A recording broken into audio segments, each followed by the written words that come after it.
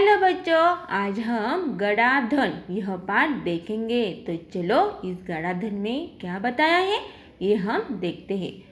सुंदरपुर गांव में रामदीन नामक किसान रहता था। उसके 4 बेटे थे। रामदीन स्वयं तो बहुत परिश्रमी था, पर उसके चारों बेटे बड़े आलसी थे।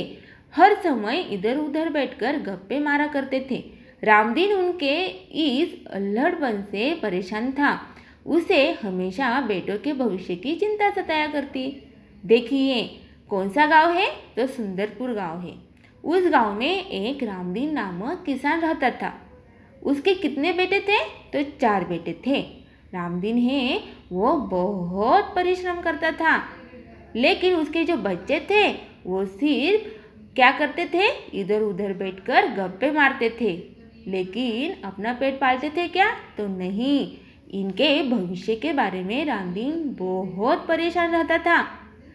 तो फिर क्या हुआ आगे, वह दिन रात यही सोचा करता कि बेटे अपना पेट कैसे पालेंगे। एक रात वह इन्हीं विचारों में खोया था। तभी उसकी पत्नी ने झिझकते हुए उसे एक उपाय सुझाया। उपाय सुनकर वह कुछ देर सोचता रहा, फिर एकाएक खुशी से उछल पड़ा। देखिए ये परेशान रहता था, लेकिन उसके पत्नी ने क्या किया, एक उपाय सुझाया। फिर वो सोचने लगा और अचानक खुशी से उछल पड़ा, उत्साहित हुआ। अगली सुबह रामदीन ने अपने चारों बेटों को बुलाकर कहा, मैं और तुम्हारी माँ अब बूढ़े हो गए हैं। हम दूर तीर्थ यात्रा पर जा रहे हैं।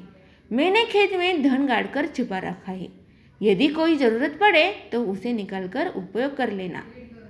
गड़े हुए धन की बात सुनकर बेटे खुश हो गए और उन्होंने अपने पिताजी को खुशी खुशी तीर्थ यात्रा पर जाने के लिए कह दिया।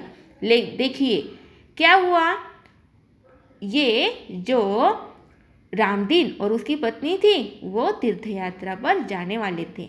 उन्होंने क्या कहा कि हम अब बूढ़े हो गए हैं, अब तुम क्या करो, हमने जो खेत में धन गाड़ कर रखा है वो निकालो और खाना पीना उसे से ही चला लो। अब हम क्या हुए हैं, बूढ़े हो गए हैं, हम तीर्थ यात्रा पर जाने वाले हैं। आपको पता है, जब उन बच्चों ने गड़े हुए धन की बात सुनी तब वो बहुत खुश हो गए। उन्होंने क्या किया, खुशी खुशी से अपनी माता पिता को तीर्थ यात्रा पर जाने के लिए कह दिया। वे मन ही मन खुश हो गए।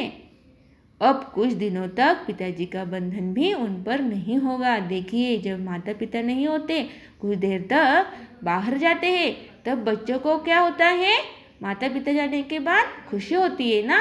क्यों क्यों होती है, देखिए अब ये बड़े हो गए ना, तो माता पिता डांटेंगे नहीं, कुछ काम नहीं बताएंगे, इसलिए वो खुश हो गए।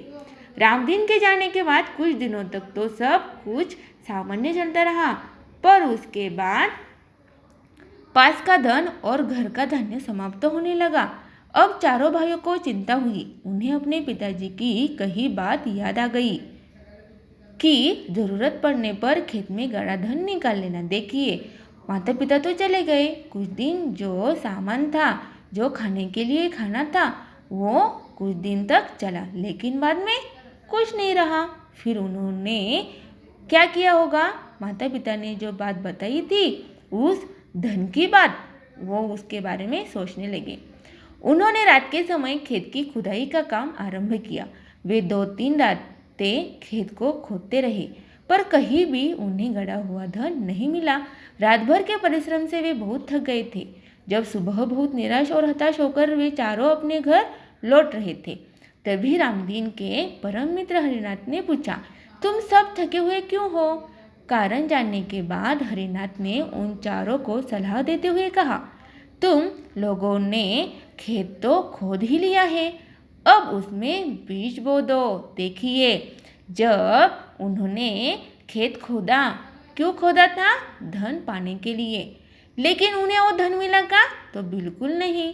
उन्होंने खोदा तो वो बहुत थक गए थे, लेकिन क्या हुआ, रामदीन का जो मित्र था हरिनाथ, उसने उन बच्चों को क्या कहा, आपने तो एक खेत खोदा ही है, अब क्या कर लो, इसमें बीज बो दो। चारों भाइयों के उदास चेहरों पर खुशी की लहर दौड़ गई। उन्होंने हरिनाथ के कहे अनुसार ही किया। खेत में नन्हे नन्हे अंकुर निकल आए। उन चारों के मन में उत्साह जाग गया। वे निराई गुड़ाई करने लगे। फसल बहुत अच्छी हुई। हरिनाथ काका को धन्यवाद देकर वे फसल को बाजार में बेचने के लिए ले जाने की तैयारी में जुट गए। देखिए उन्होंने क्या किया। खुदाई के बाद बीज बोए। अब वो क्या हो गई है, फसल हो गई है। उसी समय तीर्थ यात्रा से रामदीन और उसकी पत्नी लौट आई। माता पिता के आते ही बेटों ने उनके चरण स्पर्श किए। गाड़ी में लदे अनाज के बोरे देखकर रामदीन ने कहा, अब तुम्हें खेत में गड़े धन का राज समझ में आ गया होगा। क्या हुआ? अब तुम्हें क्या हुआ? खेत में गड़े धन का राज समझ में आ गया होगा। चारों ने सिर हिलाकर स्वीकार किया। देखिए बीज बोने के बाद फसल उगी थी और फसल से क्या मिलने वाला था? धन मिलने वाला था। यही बात तो उन्हें समझानी थी उनके बच्चों को। अब उन्हें वो राज पता चल गया था। अब हम यह भी समझ गए कि जीवन में परिश्रम के बिना कुछ भी संभव नहीं है। परिश्रम से ही धन कमाया जा सकता है। देखिए परिश्रम करना कितना ज़रूरी होता है। परिश्रम करने से ही हम धन कमा सकते हैं, खाने के लिए कुछ ला सकते हैं। इस परिश्रम का महत्व रामदीन के बच्चों को अब पता चला था। देखिए हमें भी बहुत परिश्रम करना चाहिए, पढ़ाई करना चाहिए, तभी तो हम बड़े बनेंगे, अपनी माता पिता को सुख दे सकेंगे। देखिए रामदीन ने और उनकी पत्नी ने कैसा उपाय किया था और बच्चों को भी परिश्रम का महत्व भी समझ में आया। अब आप भी ये पाठ पढ़िए और इसी तरह परिश्रम कीजिए। धन्यवाद।